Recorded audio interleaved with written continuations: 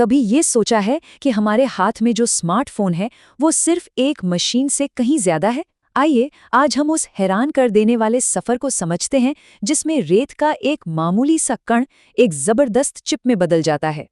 तो हाथ में जो डिवाइस है उसे देखकर ये ख्याल तो मन में आता ही है ना कि आखिर इसके अंदर है क्या। ये जो एक छोटा सा सवाल है यही हमारी आज की कहानी का आधार है। और इसका जवाब, अरे वो तो इंजीनियरिंग का एक ऐसा कमाल है जिसे सुनकर यकीन करना मुश्किल हो जाता है। ये कोई मामूली पुर्जा नहीं, बल्कि अरबों छोटे छोटे हिस्सों का एक ऐसा जाल है जो एक साथ मिलकर काम करते हैं। तो सवाल ये है कि इतनी कॉम्प्लेक्स चीज की शुरुआत आखिर होती कहाँ से है? इसका जवाब बहुत ही हैरान करने वाला है। ये शुरू होती है हमारे पैरों के नीचे की रेत से। तो देखिए, ये जो प्रोसेस है ना, यही मॉडर्न टेक्नोलॉजी की नींव है। सबसे पहले तो रेत से सिलिकॉन को अलग किया जाता है, लेकिन सिर्फ इतना ही नहीं, उसे 99.9999% तक, मतलब लगभग 100% शुद्ध किया जाता है। फिर इस एकदम प्योर सिलिकॉन को पिघलाकर एक परफेक्ट क्रिस्टल रॉड बनाते हैं और फिर उसे कागज से भी पतले स्लाइस में काटा जाता है। इन्हीं को हम वेफर्स कहते हैं। और अब ये वेफर्स जाते हैं एक ऐसी जगह जो शायद धरती की सबसे साफ सुथरी जगहों में से एक है, जिसे कहते हैं सुपर क्लीन रूम। मतलब यहाँ की हवा बाहर की हवा से हजारों गुना ज्यादा साफ होती है, क्योंकि धूल का एक छोटा सा कण भी, बस एक कण, इन वेफर्स पर बन रहे अरबों सर्किट्स को तबाह कर सकता है। तो अब यहीं से असली जादूगरी शुरू होती है।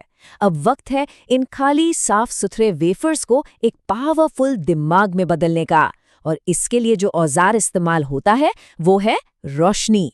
इस कमाल की टेक्नोलॉजी का नाम है एक्सट्रीम अल्ट्रावायलेट लिथोग्राफी या EUV। सोचिए, एक स्पेशल मशीन एक ऐसी रोशनी का इस्तेमाल करती है जो हमारी आंखों को दिखती तक नहीं, और उसी रोशनी से इन सिलिकॉन वेफर्स पर अरबों, जी हाँ, अरबों छोटे छोटे सर्किट्स छाप दिए जाते हैं।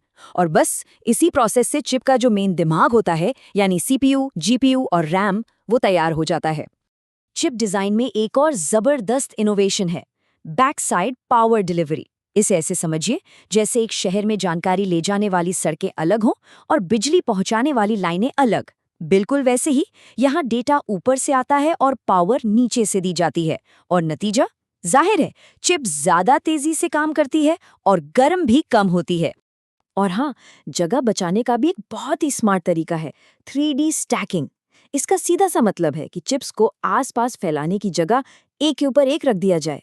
ये बिल्कुल वैसा ही है जैसे किसी भीड़-भाड़ वाले शहर में जगह कम पड़ने पर हम ऊंची ऊंची इमारतें बना देते हैं।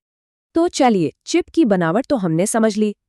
अब जरा इसके दिमाग और इसको बनाने में जो असली चैलेंज आते हैं उन पर नजर डालते हैं।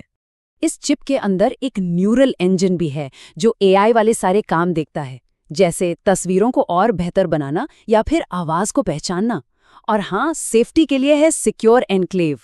ये समझिए एक डिजिटल किला है जहां फेस ID और पासवर्ड जैसी बेहद जरूरी जानकारी एकदम महफूज रहती है। लेकिन इन चिप्स को और छोटा और ज्यादा पावरफुल बनाने की जो होड़ है, उसमें इंजीनियर्स को फिजिक्स के एक बहुत ही बुनियादी और कह सकते हैं कि एक बहुत ही अजीब नियम से लड़ना पड़ता है। इसे कहते हैं क्वांटम टनलिंग। देखिए, जब चीजें इतनी इतनी ज्यादा छोटी हो जाती हैं तो बिजली के कण बड़ा अजीब बर्ताव करने लगते हैं। वो उन दीवारों के आर पार भी लीक होने लगते हैं जिन्हें असल में उन्हें रोकना चाहिए।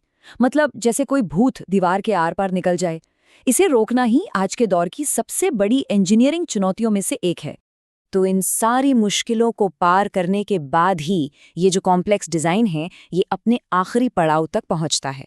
और ये सिर्फ टेक्नोलॉजी नहीं है, ये इंसानी जिद का एक जीता जागता सबूत है। तो चिप बन जाने के बाद भी काम खत्म नहीं होता। हर एक चिप को बहुत ही सख्त टेस्ट से गुजरना पड़ता है, और सिर्फ वही चिप्स जो हर टेस्ट में एकदम खरी उतरती हैं, सिर्फ उन्हीं को चुना जाता है। मतलब हमारे फोन के अंदर जो चिप है ना, वो परफेक्शन का एक बेहतरीन नमूना है। तो अगली बार जब कोई अपना फोन हाथ में ले, तो बस एक पल के लिए ये जरूर सोचें कि हाथ में सिर्फ एक डिवाइस नहीं है, बल्कि एक पूरा का पूरा शहर है, एक नैनो सिटी जहां अरबों ट्रांजिस्टर एक साथ एक लय में काम कर रहे हैं। और आखिर में ये लाइन सब कुछ बयां कर देती है। ये सिर्फ टेक्नोलॉजी का कमाल नहीं, ये इंसान की उस जिद का नतीजा है जो नामुमकिन को मुमकिन बनाने के लिए किसी भी हद तक जा सकती है।